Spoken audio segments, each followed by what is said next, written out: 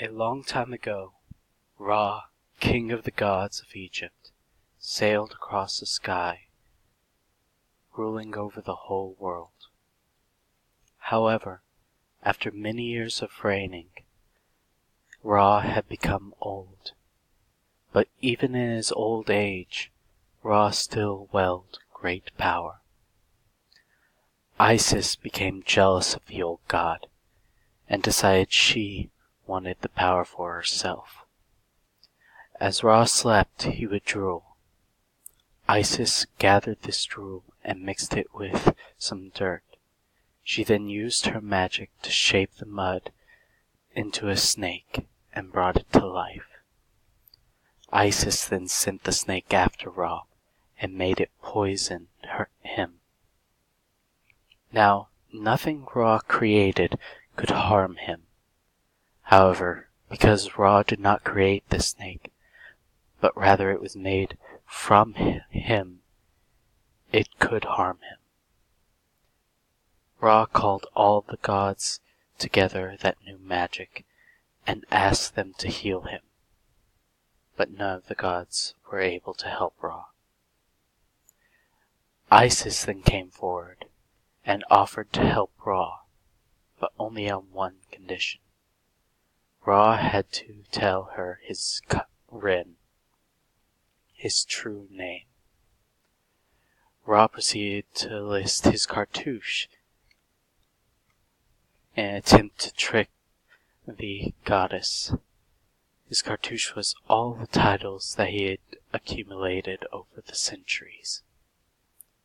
Isis did not buy Ra's trickery and asked him once again for his true name, his secret name. Finally, Ra relented and gave Isis his true name.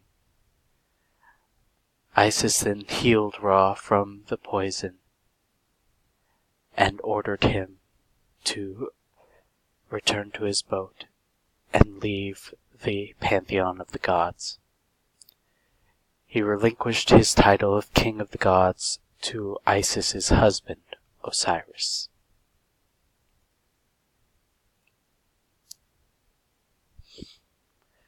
Hello everyone, my name is Andrew Rock, and today we will be discussing the myth of how the ancient Egyptian goddess Isis learned the true name of Ra. In order to understand this myth, we will need to have a little background information.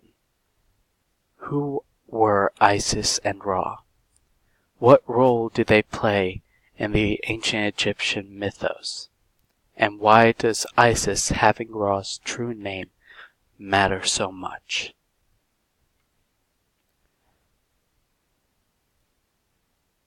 First, let us discuss who Ra and Isis were. Ra, at the time of this myth is set, was king of the gods and creator of the world. He was represented by a man with the head of a falcon and a sun disk crown. The sun disk represented Ra's dominion over the path of the sun. After the 5th dynasty, most pharaohs became known as the sons of Ra. And unlike most gods, Ra actually aged beyond his prime in the Egyptian mythos. In another myth, due to his old age, Ra lost the respect of the people, and they stopped worshipping him. But Ra was rather vindictive and created the goddess Sekhmet and sent her to attack the humans. Ra was born from the chaos of the universe. He is the embodiment of order, and using his great power, he created the entire world and all of mankind. A big theme in the Egyptian mythology is balance. And if you have an embodiment of order, there must also be one for chaos. That is Apophis. Every night, Apophis, represented by a giant snake, would attempt to swallow Ra. Should Ra fail to make it through the 12 kingdoms of night, chaos would reign and the world would be destroyed. Now, as for Isis, she was the daughter of Geb, the earth god, and Nut, the sky goddess. Her birth was very interesting. Ra was getting worried about Nut giving birth to all the strong gods and banned her from giving birth on any day of the year. To rectify this, she gambled with the moon god for some of the light of the moon and created 5 new days, giving birth to a single god on each day. Those gods included Osiris, Isis, Set, Nephthys, and Horus. But I digress. According to Britannica.com, Isis was an obscure goddess until about the dynastic age. During this time, Isis was known as the mother of the pharaohs, due to her being the mother of Horus, who later on became king of the gods after his father Osiris was betrayed by Set. Eventually, she became one of the more important gods in the pantheon. According to ancient.eu, she became the goddess of the people of Egypt, male and female, royal and common alike. She was said to have taught the women of Egypt how to weave, bake, and brew beer. She is often invoked on behalf of the sick as a way, as we see in this myth, for healing. Now that we know who Isis and Ra are, let us discuss why Ra's name is so important. The Rin is part of the soul.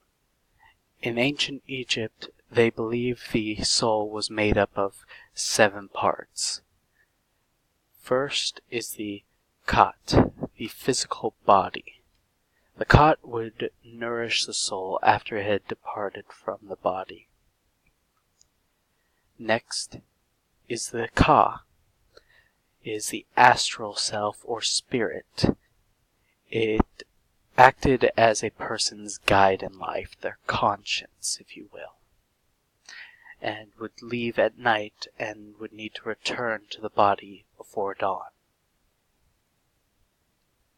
The Ba was another aspect. It acted as a kind of guide for the Ka when it left the body, and is usually represented as a bird with the head of a human being. Then there is the Shuyet, which is the shadow of oneself. How it functioned in the soul is unclear, but the shadow is usually representative of protection. Then there is the Ak. It is a combination of the Ba and Ka. It is made up of 2 more aspects, the Sahu and the Sekhem. Next is the Ab, which is the spiritual heart that resides in the physical heart. It was considered to be the source of all good and evil in one's life. And finally, the Rin. The Rin is a person's true name. The Rin is given to a person upon their birth by the gods. once the name is given, the only thing that can change it is the gods themselves. After death, the individual would be called to the afterlife, and they would be called to the afterlife by this name. Should someone discover another person's true name, they would hold dominion over that person and their power, and the person would have to obey any order given. Now, you may be asking, why has he gone off on the tangent of the other parts of the soul? Only the Ren truly matters to this myth, but it is the whole of the soul that matters. When a person dies, the soul will be judged by the gods, and will be held against the feather of truth, to see if they shall be sent to paradise or damnation.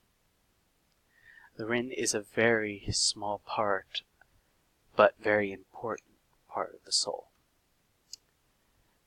This is also why mummification is so important to the ancient Egyptians. Specific parts of the body, like the heart, had to be preserved so that the person could continue to exist in the afterlife. If the body was not preserved properly, the person's soul would be unable to be judged by the gods and would never reach paradise.